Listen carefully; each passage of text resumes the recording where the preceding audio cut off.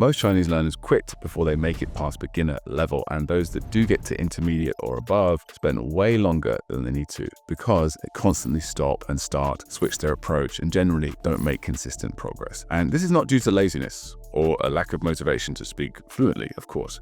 It's not even solely down to their learning methods or because they haven't read the right book about habits. After a decade learning Chinese and coaching hundreds of people on the right way to learn, I've discovered much deeper reasons why we struggle to stick with this language and, of course, how to solve it.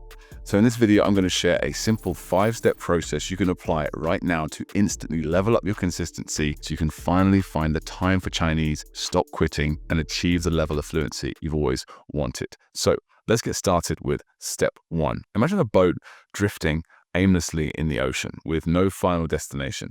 It's unlikely to get anywhere, right? Chinese learners do a similar thing. We just sort of get started. We drift between apps, tutors, video courses with no true destination in mind. Or worse, we set the wrong goal, like aiming to pass some exam or finish a course. But what you really likely want is to speak Chinese fluently. So let's get specific and look at what do you want? Where are you going? What's your first major milestone? So we at Mandarin Blueprint recommend that B2 would be a great first goal for you. This is from the CEFRL, the Common European Framework of Reference for Languages. And this would be classed as upper intermediate. So B2 is basically what professional language learners like polyglots and people that are in this language learning game for real would class as real fluency. So let's look at what it actually means. Here's my favorite definition of what B2 feels like. So it's not always effortless, it's not always perfect, but neither you nor your native speaking partners are having a really hard time. Sometimes you might have a hard time, but not a really hard time. In most circumstances at this point, conversations about wide ranges of things are pretty easy for everyone involved. Very little strain. Most television or movies in the target language are understandable. Not necessarily I can just switch it on and understand every single word, but it's understandable. I can read the subtitles and follow along, or I can look things up in a dictionary every now and then. Not perfect, not understanding everything, but I can get by. That's B2. Another way of looking at B2 is think Jackie Chan from Rush Hour. Right? He's actually completely aware of what's going on. He's actually quite eloquent in places, but he's not exactly going to come off as a native speaker. To make this even clearer for you, so you have an actual number to aim for in terms of words to learn to get to these different levels, I went online and researched this. And while this is not official figures from the CFRL, it's what I've seen in my experience is most reasonable sort of approximation of how many words you'll need. So it's split into active vocabulary and passive vocabulary. Active vocabulary is how many words you can just use off the cuff. That's actually like fluently, right? And passive vocabulary is how many words you can understand. Now, passive vocabulary in your native language or any language you're learning is always way higher than your active vocabulary, even higher for your native language, I believe. So here's the approximate figures. A1, A2, B1, you see that the numbers double. So you have approximately double the amount of active vocabulary than you do your passive. And at each level up, you're doubling the amount of total words in both camps, in both passive and active vocabulary. So to get to B2, this is a really nice number I like. So it's 5,000 total words passively. So you can understand 5,000 common words, not just any words, the most common 5,000 words roughly, and you can use about half of them in active conversation. And then you double that again to get to C1, and you double it again to get to C2. Now, that doesn't necessarily mean to get from B2 to C1 takes double the amount of time, because to get from 0 to B2, you're learning a bunch of other stuff. You're learning various learning techniques. You're getting used to learning a second language. It may very well be your first time learning a second language. So by far, getting from 0 to B2, you'll have done most of the hard work, and it gets more and more fun, simple, and rewarding as you get through. And learning new words from B2 to C1 and C1 to C2 is a lot more fun, a lot easier. So how to know when you reach B2 level? You can do a few things. You can either do an official test, you can ask seasoned tutors, or you can just get a feeling based on how you perform in conversation with native speakers and by tracking how many words you know. And having this clear, relevant target immediately separates you from 90% of learners who have no idea what they're actually aiming for. But having direction is pretty useless without something even more critical. So goals must have a deadline so they can become real. That's why the next step is to decide when you want to achieve B2 level. So according to the FSI, a decent level of fluency takes 2,200 hours. And with our paid program, MB Pro, we've managed to decrease that by around half and also make the process a lot more fun. So around 1,000 hours or so. So here's a breakdown of that 1,000 hours and what exactly you'll need to do for roughly how long to get to B2 level. So we've got 3 different stages. We've got the build stage, get stage, and activate stage. Now, these 3 stages won't necessarily be done separately. There'll probably be big overlap between each one. I'll show you what I mean. So we'll start off here with build. You need to get to grips with basic pronunciation and pinyin, which with our training takes like an hour or 2, maybe a few hours tops. Then you need to master 1,500 common characters using memory palaces. So with our curriculum, you need to get to 5,000 words, passive understanding at least. You need approximately 1,500 Chinese characters. And you'll master those not by writing them over and over and over again, which is a nightmare. You'll master them using memory palaces. So it's 50 to 100 hours tops. Now, to learn words, it's also a similar approach, but even more straightforward, actually. So to learn 5,000 words, I mean, it takes like a few seconds to make mental mnemonic associations. I'm not going to explain how to do all this. This is outside the scope of this particular video, but it's 50 to 100 hours or so to do that, just to make the initial associations to sort of shake hands with those words and characters and learn the basics of them. Now, to actually acquire the grammar, you need to start moving over to the get state. You don't study grammar, okay? You just acquire it by consuming the language, seeing and hearing the various words in context many times. So that's 5,000 words and approximately 400 to 600 hours. Because you need to see them. Some words are really easy to learn, take like a minute or 2. Some words might take 10 minutes overall. It's hard to measure that, but that's why we've got a relatively wide sort of spectrum here. 400 to 600 hours, mostly just listening and reading sentences or immersing in the language. And then finally, we've got activate. So we use repetition, reading aloud, shadowing, a technique called active recall, where you translate from your native language into Chinese, talking to yourself, and just general speaking practice to activate 2,500 words. That's 200 to 300 hours roughly. So that's around 700 to 1,200 hours, let's say approximately 1,000 hours on average. Now, we're working on getting this number down all the time. It's actually a relatively conservative number right now, but let's say 1,000 hours because it's a nice round number. Oh, and by the way, before we continue, you could actually shave a few hours off that if you're not an absolute beginner. This is from 0, remember. So bear that in mind as well. Now, I mentioned over here about learning 1,500 characters, and you may be thinking, well, why do I have to learn all those characters to become fluent? That's reading versus speaking. Like, surely I can do it without that. And I used to think that when I first started learning Chinese, and I massively regretted not learning characters earlier. And here's why. So characters are essential for the following reasons. So here's some really quick reasons why. You can read signs and use technology when you're in Chinese-speaking countries. You can look things up in a dictionary really easily. It's really hard to look things up based on pinyin only, the romanized version, because there are so few pronunciations. So Chinese words are incredibly logical if you know the characters. For example, the word 电脑 is computer, which is electric brain. Now, if you were just looking at the sound or hearing the sound, 电脑, you're just basing it off of 电脑, that sound. It's not really much to go on. But if you have 电脑, electric brain, then, I mean, it just makes, you can just see the inherent logic in the words and you can learn and acquire them so much faster, so much easier. Use subtitles and transcripts to access higher level, more interesting Chinese content. Very difficult to just start watching TV. Even if you know the words, technically, it's hard to just watch it at native speed and actually enjoy it without the subtitles. Subtitles and transcripts for podcasts allow you to sort of access that higher level material with a fuller level of understanding and just enjoy what you're looking at. And of course, with reading, you can access comics, books, and graded readers, which are amazing ways of acquiring grammar, learning new vocabulary. And of course, guys, I mean, like, who wants to not be literate? Right? It's embarrassing and it sucks. And of course, enjoy one of the most fascinating and rewarding aspects of the Chinese language. So those are some key reasons why you definitely want to learn Chinese characters. It's going to slow you down technically at first. You could get to B2 fluency without characters, but getting to the higher levels past that would be very difficult. And it would be okay getting to fluency, but getting to proficiency, being able to accurately use a bunch of different words when you wanted to use them, would be next to impossible without characters. So it's an essential step that we need to do. Now we know roughly how long B2 will take. Let's create a deadline based on your predicted weekly schedule. So take a look at your schedule right now, whether it's your calendar or just think in your mind, how many hours do you think Monday to Sunday you could invest in Chinese? If you're going to take this seriously just for a year or two, what do you think you could do? This can be fixed blocks at one time of day, or it could be little blocks of 5, 10, 20 minutes spread out throughout the day. So add up all of your predicted study hours in an entire week. That's your weekly study hours. So while you figure this out, it's important to be honest and slightly on the pessimistic side, but also be realistic in terms of where you can find more time easily. So can you cut down on Netflix or YouTube or doom scrolling a few hours a week? Can you get up an hour earlier each day?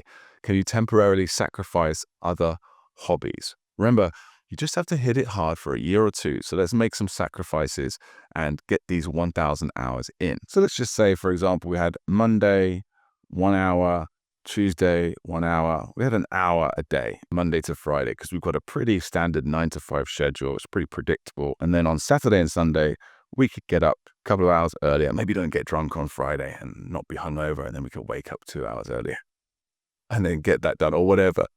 Squeeze in 2 hours on the weekend. So that in total would be 10 hours in this imaginary example. And notice that there are no days off in any of these days. I don't recommend you do 0 days. You can have light days where you maybe do like 10 or 15 minutes if you really have to, but you shouldn't really be having 0 days. No days off, at least for this period of time when you're trying to get the foundation in and get to B2. And you can also figure out your daily minimum. So how many minutes minimum, no matter what, how busy or how crazy life gets on certain days, what is the minimum you're going to invest? So I think a good way of figuring this out is taking your busiest day, which in our case is Monday to Friday, which are all kind of the same here. It's all kind of like 1 hour a day. And you take that 1 hour, so 60 minutes, and you cut it in half. So that's 30 minutes. So 30 minutes in this example would be our minimum. Maybe you have a 30-minute day. So that means 15 minutes would be your daily minimum. So no matter how crazy any of these days gets, you're always going to hit that daily minimum. And 3 things on that. This is a rough idea, not just your schedule, but your minimum as well. It's a rough idea. You can tweak and change these numbers later. These numbers will likely increase over time as you realize how fun and easy Chinese can actually be with the right methodology. And finally, most importantly, if you don't hit your minimum on any one day, no big deal, but try not to miss it twice in a row. That quickly becomes a new habit, a bad habit. So let's figure out how many months or years B2 will take based on your predicted schedule. So step 1 is to determine the total weeks required, and that's easy. Just take 1,000 hours, which is roughly how much we need for B2. So 1,000 hours divided by weekly hours. So in our example here, that would be 1,000 hours divided by 10 hours per week, which would work out as a nice round number of 100 weeks. Then once you've got that, how many weeks, you just simply convert that into months. So take your weeks required, add 10%. It's very important to add 10% because we want to be slightly on the pessimistic side. I'll tell you a bit more about that in just a second. So take the amount of weeks, which in this case would be 100 plus 10%, so that's 110, divided by 4.33, the number of weeks in a month. That's 25 months for me in this example. It's nice to convert it into years as well, just so you have both figures. So again, take the weeks required plus 10% divided by 52, which for me would be 2.1 years. So some people would be more motivated looking at the months, others will be more motivated looking at the years. So once you've got your approximate time until your B2 level, that's it. No more wondering how long until I'm fluent. You have a rough idea right now. This is it. Providing you trust our methodology works, which you probably should because we've got hundreds and hundreds of 5-star reviews, thousands of happy customers. So if you look at this time frame, you think, that's too long for me. That might mean that you need to make Chinese a higher priority in your life and see if you can switch some things around so you can invest more time daily. We're going to work on that a little bit later on in this video. And in fact, you'll likely increase your daily investments substantially over time and once you're finished with this training. And also remember, with our approach at Mandarin Blueprint, 1,000 hours may be an overestimate for B2 level. You could likely get there sooner. Plus, we added that 10% on to be more on the pessimistic side. Now, we do that for a very good reason. It's good to be pessimistic when you're thinking of the final goal. And I'll explain this with a true story. So this is Admiral James Stockdale. His plane was shot down in the Vietnam War and he was taken prisoner for 7 years and he survived to tell the tale. And obviously, it was a very unpleasant experience for him and many other people, but he survived, he said, because of his mindset. And a lot of people didn't survive who are in the same position because of their mindset. So James Stockdale was on the pessimistic side. He wasn't expecting to get out by Christmas, but he knew he would get out eventually. He had very strong faith if he just kept going day by day. And that led to the Stockdale paradox. So the first part of this paradox is that you want to confront the brutal facts. Learning Chinese will require time, effort, and a structured approach. It may take longer than you expect, depending on what happens on your life, but at the same time, you want to maintain faith in ultimate success. With the right strategy, you will succeed. People speak fluent Chinese who weren't born in China, all right? Including myself, including many, many thousands of other people in the world right now, and in the past, and in the future. It is possible. You just got to do the right approach and stick to it. So if we go back to this screen here, this 10 hours or 20 hours or 5 hours or 50 hours, whatever it was that you came up with for your number of your weekly study hours, unless you make major changes to your weekly time investment, don't expect fluency any sooner than what you've figured out here. But also believe that as long as you hit your daily goals consistency, you will achieve B2 fluency within this time frame. Now, before we continue on to step 3 of this process, you've got to know one more crucial fact relating to your perception of time whilst you're working your way towards your B2 goal. So whether your time frame is 3 months or 6 years to B2, you'll need to consider the valley of disappointment. So most people, especially inexperienced language learners, including myself when I started learning Chinese, they think that their journey to fluency is going to be something like this. They invest a certain amount of time every day and they make an equal amount of progress day by day, week by week, month by month. But that's not actually how learning Chinese or learning any major skill actually goes. So here's what actually happens. You invest a lot of time. In this early stage here, you don't see much progress at all in terms of real progress towards fluency. And you're learning a lot of cool things and you're going from 0 to 1 and 1 to 2. And it feels big in this early stage. And plus you're kind of in the honeymoon phase with Chinese as well. So everything's kind of cool and fun. You don't mind if it's boring, if the progress is quite slow. But eventually you get to a point which we call the valley of disappointment, where you start to feel the amount of work I'm investing here, it's not paying off. It's not worth it. But if you stick to it, this is the key. If you keep going along this line, you will hit a point around here where your progress just becomes exponential. That could be a few months in, could be a few weeks in, depending on how much you invest each day.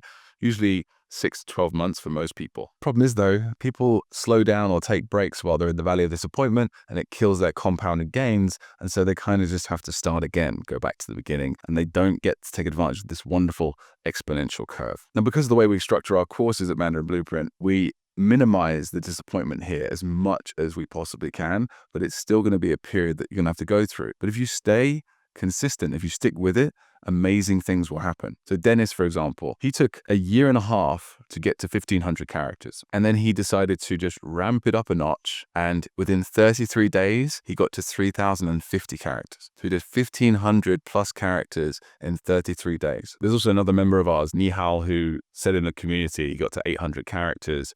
It took him 20 days to get from 700 to 750 characters.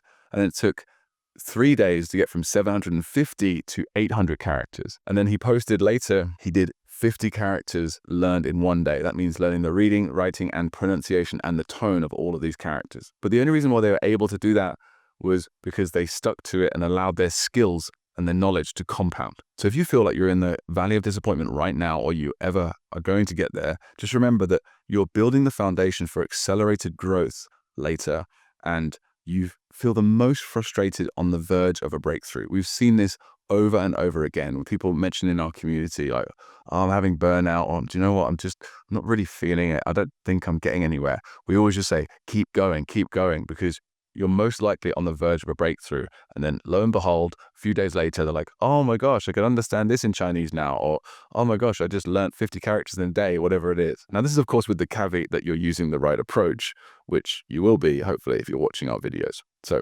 consistency is key, because consistency leads to compounding.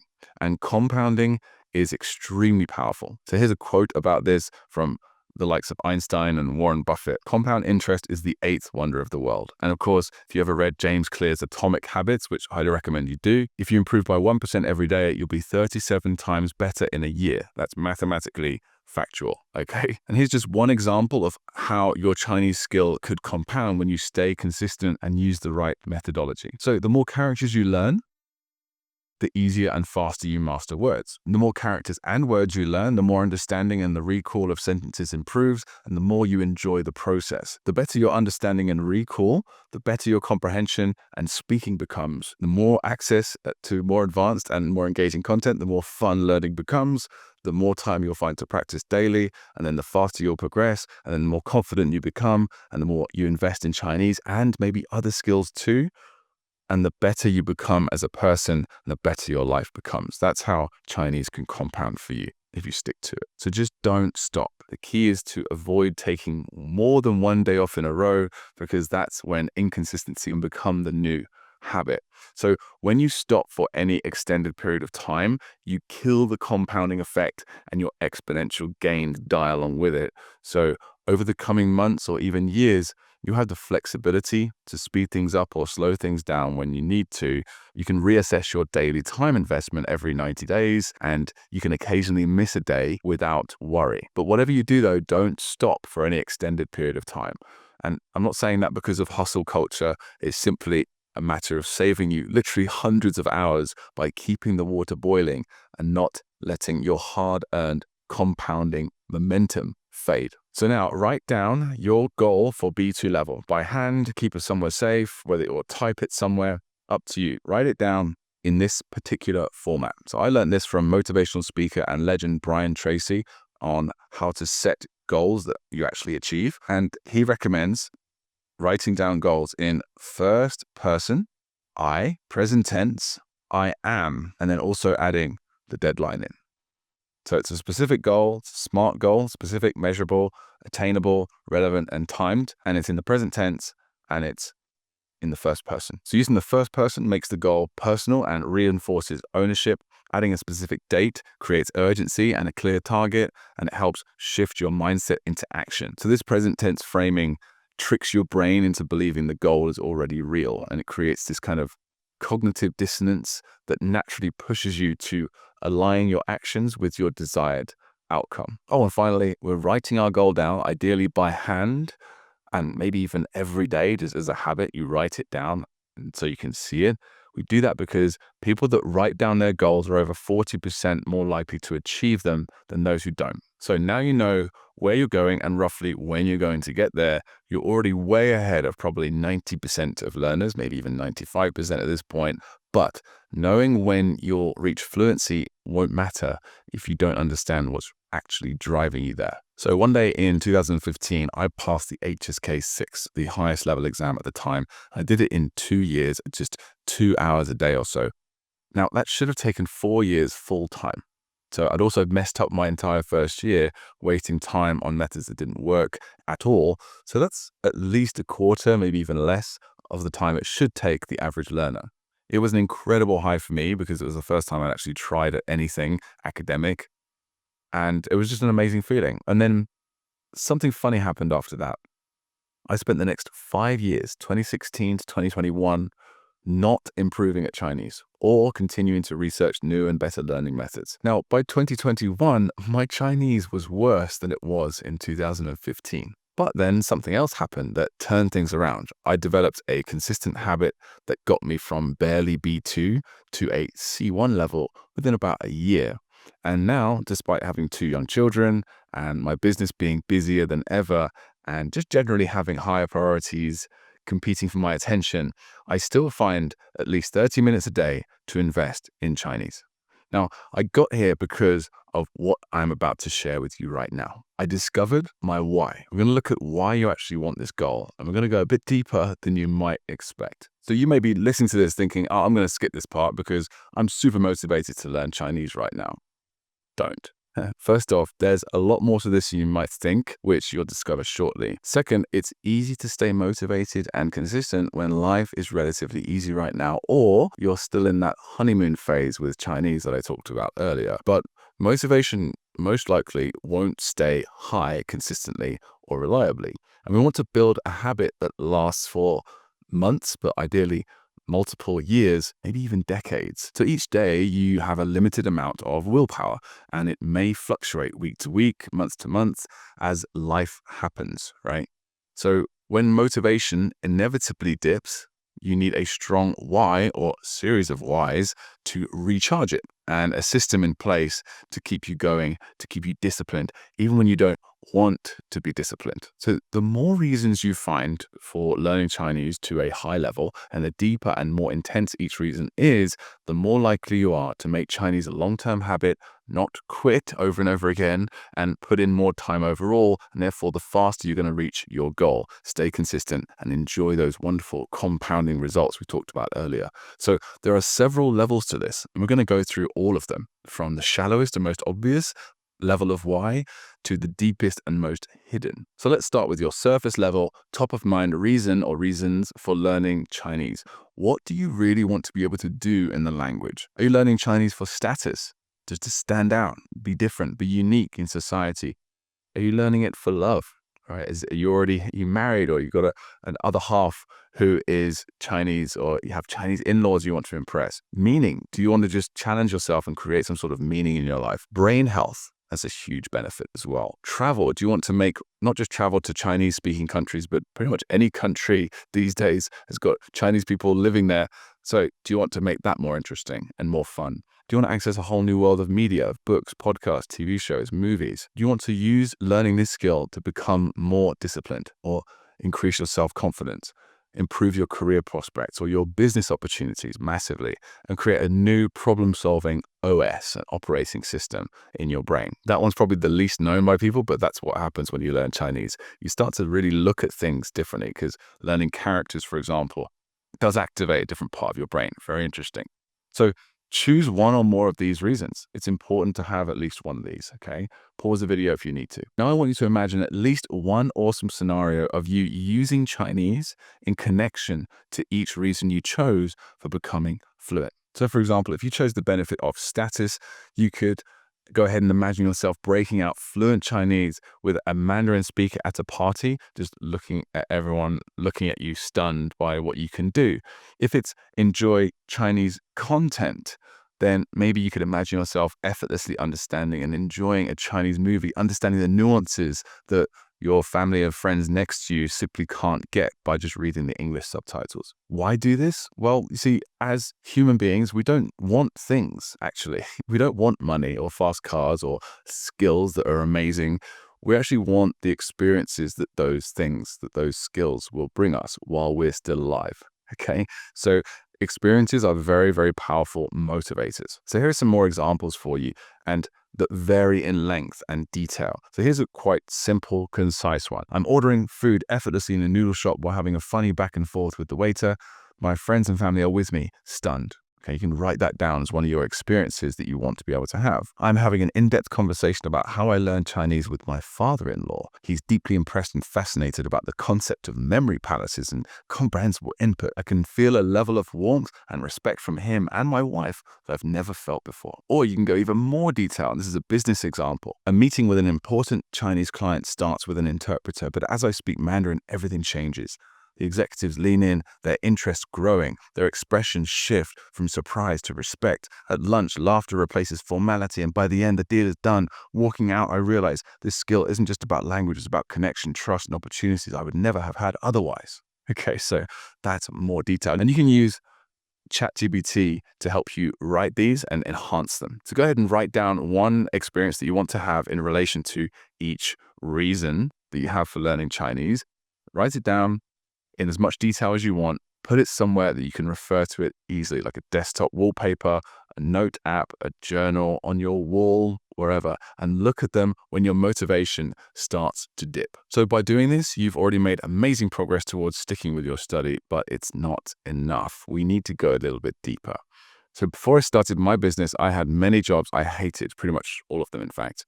And while I was working as a bank cashier, I did a listen and repeat program on the way to and from work, as well as throughout my lunch hour. Why did I do this? Well, because my upcoming trip to China was my escape out of that place and the path of the 9 to 5 rat race laid out before me.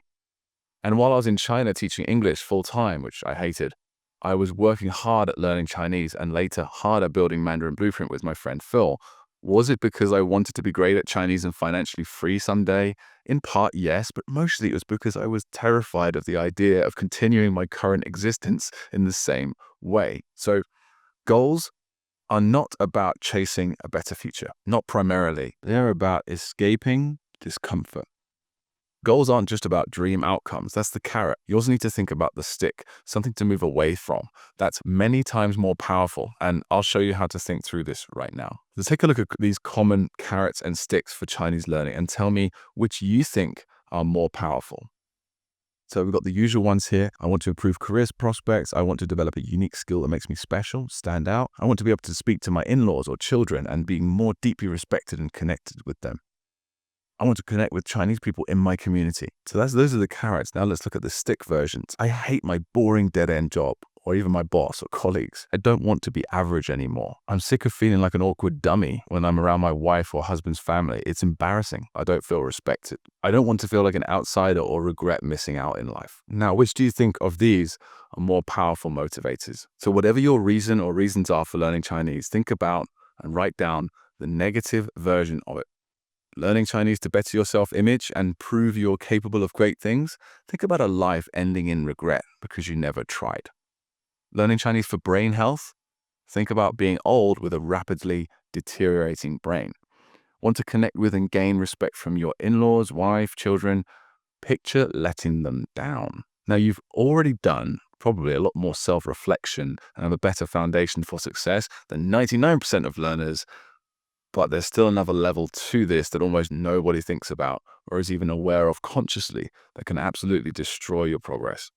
On the other hand, once you're aware of this, it'll put you in that top 0.01% of language learners and will also help you massively in developing any other skill. So let's go back to my story of neglecting my Chinese skill for 5 years. What was it that caused my lack of consistency during that time? And why does it happen to so many others? Well, I realize now, after years of a ton of self-reflection and research, that it was because of drives. So we all have drives deep down that are causing us to want to achieve goals, whether learning fluent Chinese, making X amount of dollars, running a marathon, traveling the world, etc. And here's where it gets crazy. It may well be those exact drives to do those things that cause us to fail at, or worse, never even truly try, actually achieving the goal. So here's a little diagram to show you how this works. So this green part here is us just being awesome. Like just improving at something or a series of skills. You know, you have those sort of upward spirals where I'm just crushing it over these last few days, could be weeks. But then you get to a point where when you achieve something or you reach basically the peak, or you get to the point where your drive is fulfilled and you start to feel pride and comfort. And this causes us to become complacent because the drive has been satisfied, even if only partially. And then we tend to let ourselves go more and more, which is this downward red line here, until we reach what is called here our hygiene standard. And this is where we feel guilt and shame because we're not going to go below our hygiene standard. So it's a term that's relating to, for example, brushing your teeth or bathing, right? You're not going to stop brushing your teeth, right? You can get pretty bad, but you're going to keep brushing your teeth twice a day and you're going to keep bathing ideally once a day, right? Maybe even every other day if things get really bad. But generally speaking, you have a standard that you're not really going to go below. And if you do go below that standard, you immediately feel very bad about yourself. And that causes you to go back up again. There's a realization, a change has to happen. I'm in too much pain because of this guilt and shame. And the pain of staying the same becomes worse than the pain of changing. So then you start changing and improving again. And it just becomes this cycle up and down, up and down. Pride, comfort, guilt, shame, pride, comfort, guilt, shame. Now, I now believe this is the key cause of plateaus, being inconsistent and losing motivation to complete a goal, which of course kills your compounded results And progress that should take months takes years, or even worse, you just quit entirely. So this red downward slope you see here, this is your inner self saying, all right, that's enough. That's as far as we need to go, or you deserve to go. We're okay now. Don't go any higher than this, regardless of whether or not you've actually achieved what you wanted to achieve. So it's not that progressing further, like keeping that green, either moving upwards or at least staying level, is actually harder. It's that the drive has been satisfied and the urge to improve has gone as a result. So what this line actually is here, this red line, it's something called self-sabotage.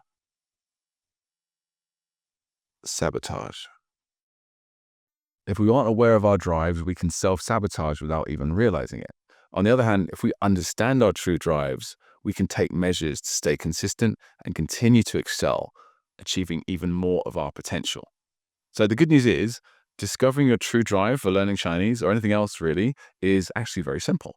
Not so easy for some of us, maybe, but it's very simple. So first, I'm going to show you a quick but tough exercise to discover your true drive for learning Chinese or achieving anything really. And then we'll look at how to prevent this drive from causing self-sabotage. So I want you to do two things. Ask yourself why you want to learn fluent Chinese, and then keep asking why until you can't anymore. So the key is to be brutally honest and take your time with it. It may take longer than a minute.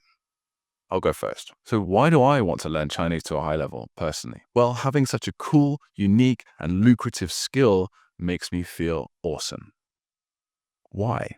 Why does it make me feel awesome? Well, it makes me stand out, makes me feel special, and it makes me feel like I have a purpose and the freedom to create my own future. Why? Well, I never really felt awesome or cool much in my life before. I was never confident enough to try anything. I always felt stuck. This is where it gets harder. Why? Why did I never feel confident or cool or awesome? Why did I feel stuck? Well, my father chose not to be around most of my childhood. I was left stuck in a place I hated for many years. This left me with a desire to be seen, to be loved, and have freedom of choice. So Chinese was a path I found to satisfying an intense drive I have to be seen, to have purpose, and to be free. Now, obviously, yours will be wildly different from mine. The point is to be brutally honest, so you're aware of your drives and to know their limitations. So as soon as my Chinese was good enough to impress most people in my life, I put all my energy into my business, Mandarin Blueprint. My business became my new way of satisfying my drive, and that went the same way. Very quickly, working with my business partner, Phil, I was earning enough to pay my bills where I lived in Chengdu and feel financially successful compared to my current peer group, alcoholic English teachers. So I could be one of the top Chinese speakers around right now. Mandarin Blueprint could already be the market leader in Chinese education right now, but I'm not, and it's not yet, but we will be one day. But I believe that's because I was unaware of my true drives, which led to self-sabotage. So self-sabotage is when you act against your best interests because of fear, self-doubt, unresolved emotional issues, and you do things like procrastination, destructive habits, rejecting opportunities you know are good for you, spending time with the wrong people you know are bad for you. Self-sabotage really, in my opinion, is a form of self-hate. It shows that on some level, for some reason, you don't believe that you deserve success, happiness, progress. It reinforces negative self-talk. That was a big one for me before. And a low sense of self-worth. It creates a cycle of guilt, disappointment, leading to more self-sabotage.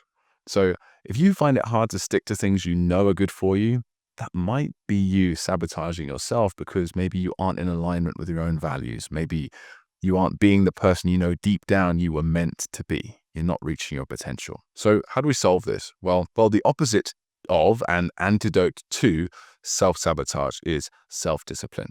And what is self-discipline? Well, it's when you do what's best for your future self, your future well-being, despite present discomfort. And self-discipline is really self-love. There are many ways to improve your self-discipline, too many to mention in this one video. So I'll just share the one mindset shift that I made that created more self-discipline than anything else for me. It's what caused me to turn things around in 2021 and develop a truly lasting Chinese study habit and work ethic despite being busier than ever. So I began improving at Chinese for the sake of others, not just myself. This was the game changer. So for the first time, I realized I had other people who depended on me. I had a child, 2 now, highly recommended, by the way. I had customers, I had employees, I had a business partner. Striving for big goals for the sake of others is extremely powerful. So striving for big goals, learning Chinese, developing lifelong health, wealth, happiness, etc., for the sake of others as well as yourself is powerful. It will keep you motivated to continue even when your own drives are fulfilled. So think about those who matter most to you personally and who depend on you, your family, friends, colleagues, customers, employees, community, Chinese people in general, your country's citizens, even the world can get as big as you like. How will the benefits that you've chosen here also affect the people that you love and the people that you care about? And then think about it the other way around. Think about how you not doing Chinese the right way, not learning and sticking to your habits, not becoming that better person that you want to be, will negatively affect them. Once you've written that down, put it alongside your goal for B2 level and also your experiences that you want to have, all the other work that we've done in this video. Make sure again that you can see it somewhere. So if we can apply what we learned here today, instead of this frustrating cycle of getting nowhere that you see here, we can continue to spiral upwards, something a bit more like this. Now, realistically, you're probably going to just continue to spiral upwards constantly. You might get burnt out and it's just not a realistic expectation of yourself. But over a period of months, years, or even a lifetime, it could look something like this, where at the very least you don't go back down and just keep this endless cycle of just going nowhere, going around in circles for the rest of your life. You level up and you stay at that level for a while. But think about how much better your life would be if you did something more like this. And if you could apply this not just to Chinese, but other habits in your life as well. So the key is whenever you feel like you're good enough and the pride comes in, the comfort, just visualize the positive outcome that you want and the negative, and then also apply that on your family, your business, your customers, community, etc. This will turn that pride and comfort into, this is not okay yet. We deserve better than this. They deserve better than this. We're not enough yet. Let's keep going. Now, I just want to say that if you've been following me this far and done at least some of the exercises here, well done. Understanding your motivation is crucial and you're on a far better path now. But even with all this incredible foundational work you've just done, you still aren't guaranteed to succeed without considering this next part. And this is something I learned from James Clear's Atomic Habits book. We're going to decide who we need to become to stay consistent and develop identity-based habits. So most people, when they start a new habit, they do outcome-based habits. So for example, my sister-in-law, she was told by the doctor recently she's too overweight. She has to lose weight, otherwise she's going to start having real health problems. So what does she do? Well, she just started to starve herself, basically. She's just eating a lot less. She doesn't know anything about nutrition, or she's not exercising. She's just skipping meals, basically. Now, she's already basically reached her target. She's lost an incredible amount of weight in a rather, in my opinion, dangerous way. But what's going to happen once she reaches her goal? Because she hasn't necessarily built a process or an identity around that habit, it's very likely, unfortunately, that she'll go back to where she was previously. Now, when you do build a process, like you hire a personal trainer or you learn about nutrition, you maybe take a course on that, and you only start buying healthy food. This is a process. This is better. So you're building habits around a process in your life. You're more likely to succeed long term here. But even better would be to say to yourself, I am an athlete, or I am a healthy person. Right? I go to the gym every day because that's the kind of person I am. That's my identity. Deciding on that identity, and of course, this would be powered by your reasons, your whys for doing that. That'd be far more effective. And it's the same with learning Chinese. If you just say, I want to pass this exam, or I want to be able to have a conversation in Chinese, or I want to learn 1,000 words, as soon as you get there, because you haven't built a process around it, you haven't built an identity around it, you're very likely to just sort of lose your way and start getting inconsistent again, start quitting again. So let's avoid that. So the idea is to decide on your new identity that's related to learning Chinese, then convince yourself of it through the actions you take throughout each day consistently. Whether over days, weeks, or months, you become that new person. It's like casting votes for an election. Your actions are those little votes that you cast every day, and eventually you win the election. Now, you don't have to be perfect. This is important. You don't need to cast every vote for your desired identity. That'd be way too much pressure. It's completely unnecessary. You just need to cast more votes for than against it. You don't need 100% of the votes to win an election, right? You don't need to be perfect on Chinese all day, every day to make sure that you take on the identity out of a Chinese learner or a Chinese enthusiast. So because I have consistently invested time in Chinese over several years, I'm now at the point where I find it very difficult to skip a day of Chinese. I don't hit it too hard, just half an hour or so a day, but if I skip a day, I just feel off. I feel bad. I've consistently worked out for years now too, and any less than 5 days a week doing some form of exercise, and I feel bad. It's just not who I am. So Chinese and exercise are a part of who I am, and to not do them is not being in line with myself. So focus less on what you want to achieve and focus more on who you wish to become through your daily actions, the systems that you're going to put in place so you show up each day and become this new identity. You could even say, focus on who you are meant to be. So we're talking about achieving more of your potential here. If you're going to show up consistently and invest 1,000 hours and become fluent in Chinese and also literate and understand the language, etc., you will need to change. And you may need to change a lot or just a tiny bit. It varies from person to person, but change is required for growth. And of course, the problem is, as humans, while we all want a better life, that's the reason for pretty much every major decision we make, we also fear change.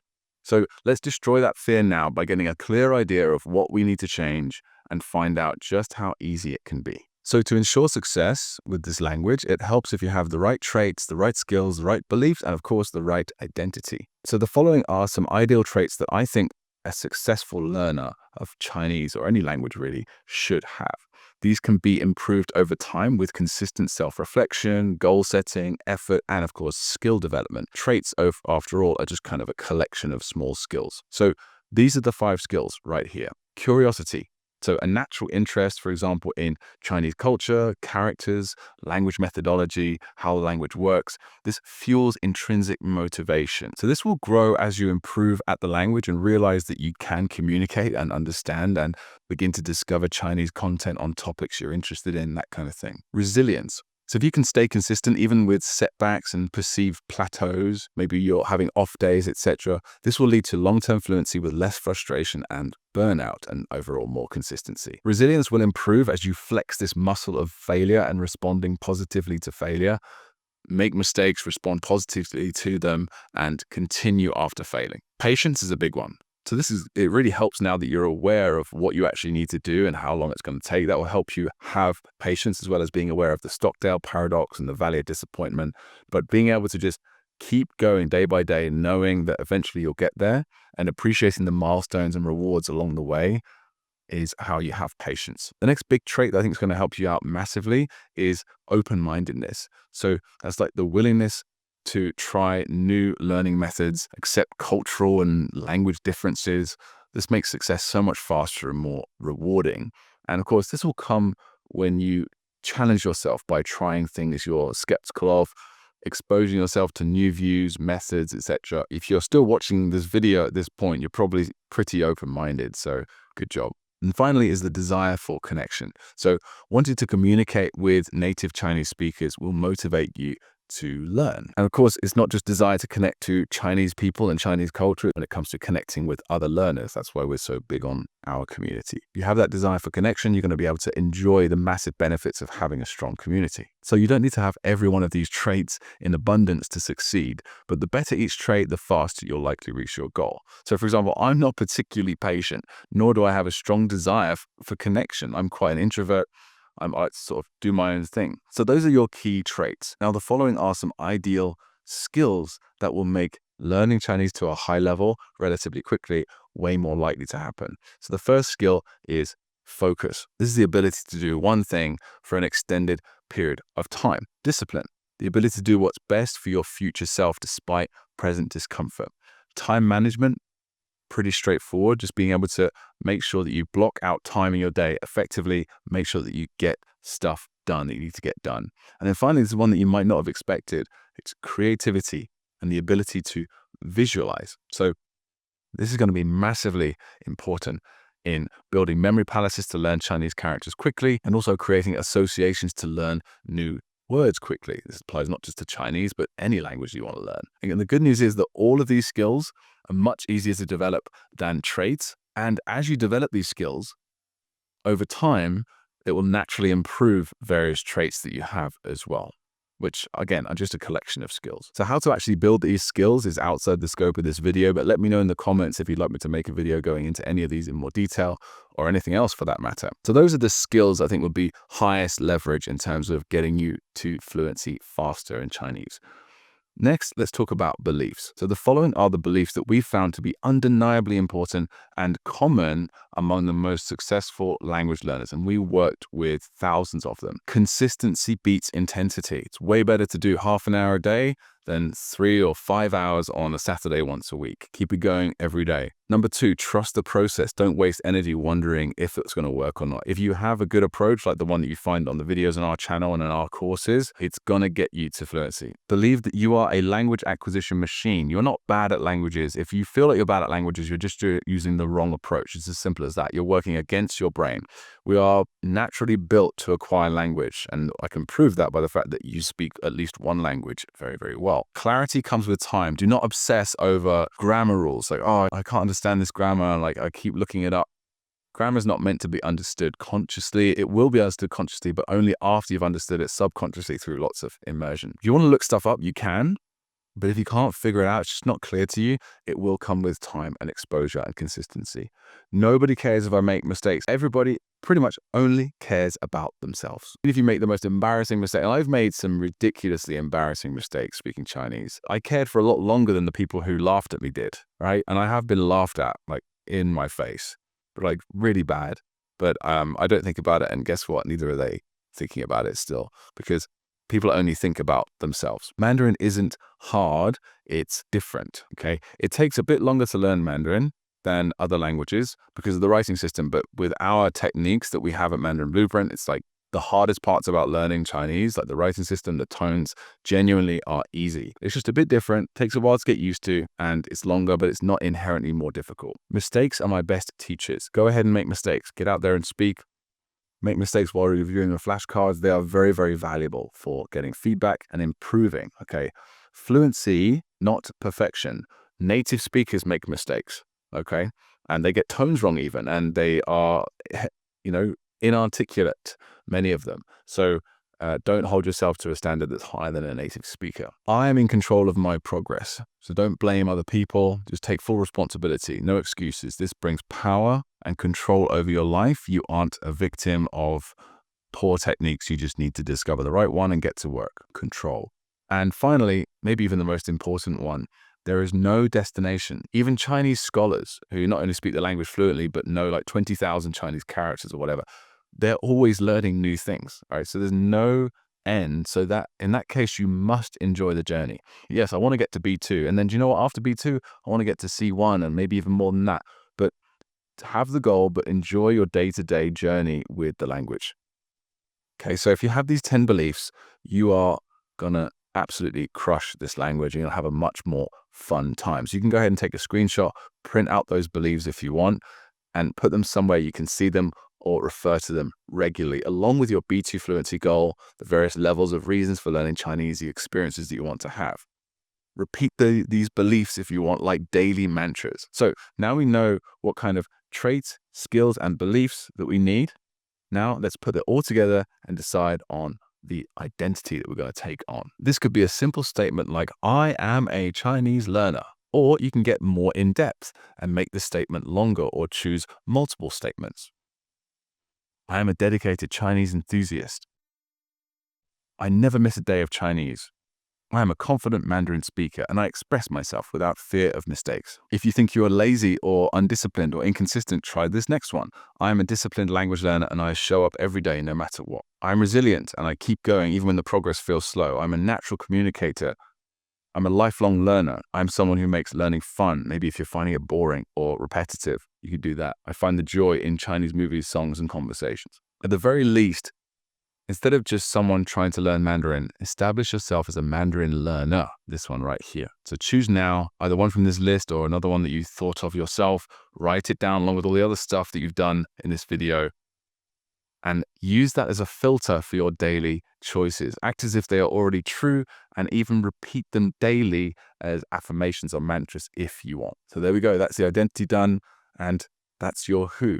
So you've now probably done more self-reflection and foundational thinking about your Chinese learning goals than 99.9% of learners, and as a result, you are far more likely to stick to your Chinese, way less likely to quit. But there's one final piece that determines your ultimate success. And when you combine this last step with the 4 foundational steps, something remarkable happens. So Chinese learning transforms from a frustrating struggle to an inevitable outcome.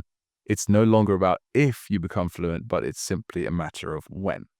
So we need to know how you're actually going to achieve your B2 goal. And I'm not just talking about methodology here. As you've already seen, it's pretty straightforward.